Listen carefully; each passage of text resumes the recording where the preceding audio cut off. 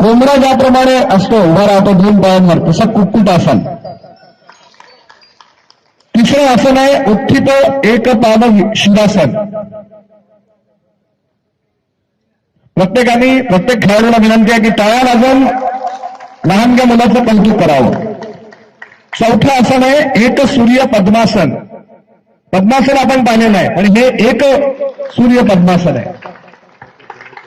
त्यानंतरचा क्रम आहे हलासनाचा. शेतकऱ्याचं जसं नांगर असतं हल, त्या हलासारखा स्थिती माणसाने धारण केली की त्याला म्हणतात हलासन. नांगर जसा असतो हलासन. त्यानंतरचं आसन आहे बकासन. प्रत्येक आसन किती सहजतेने करतो तो लिहिलेला, त्याचा अंग अत्यंत लवचिक आहे. बकासन.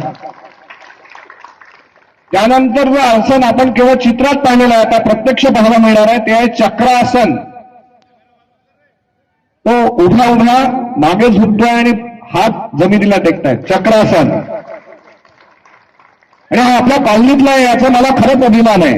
त्यानंतरचं आसन आहे पश्चिमोत्तानासन. अनेक राज्य पातळीवर आणि नॅशनल पातळीवरही त्याला योगासनात बक्षीस मिळालंय. पश्चिमोत्तानासन अतिशय कठीण आसन आहे. त्यानंतरचं आसन पुन्हा केवळ चित्रात पाहतो असं शीर्षासन. आणि शीर्षासनात जो तो नंतर करणार आहे ते आहे ऊर्ध्व पद्मासन. आता हे पूर्ण शीर्षासन आहे. शीर्षासनामध्ये जेव्हा पद्मासन घातलं जातं तेव्हा ते होतं ऊर्ध्व पद्मासन. डोळ्यांचं पारणं फेडणारे हे आसन आहेत. त्यानंतर ते दोन आसनं उरलेले, एक आहे मत्स्यासन.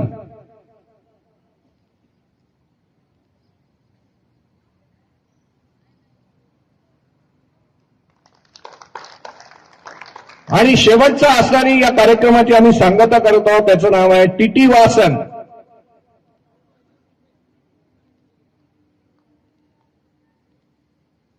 सगळ्यांनी टाळ्या वाजवून एकदा पुन्हा त्याचं कौतुक करूया आपण.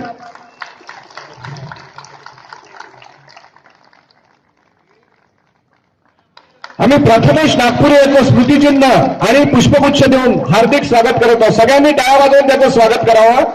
आम्हाला अभिमान आहे की आमचं टेक्निशियन 3 प्रशांत नागपुरे यांचा तो मुलगा आहे, आमच्या परिवारातला आहे, आमच्या कॉलनीतला आहे आणि इतकं सुंदर आसन त्यांनी सादर केलेलं आहे.